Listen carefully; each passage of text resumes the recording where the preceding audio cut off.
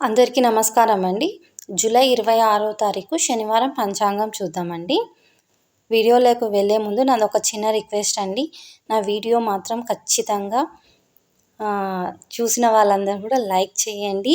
నా ఛానల్ని కూడా సబ్స్క్రైబ్ చేసుకోండి నచ్చితే. విషయం వచ్చేసి మనకు విధియ ఉందండి. రాత్రి 11:29 వరకు. తదుపరి మనకు తదియ వస్తుందండి. నక్షత్రం వచ్చేసి మనకు ఆశ్లేష.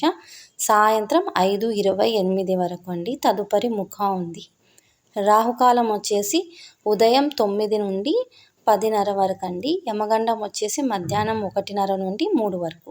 దుర్ముహూర్తం వచ్చేసి ఉదయం 6 నుంచి 7:36 వరకు. అమృతకాలం వచ్చేసి మధ్యాహ్నం 3:55 నుండి 5:31 వరకు అండి.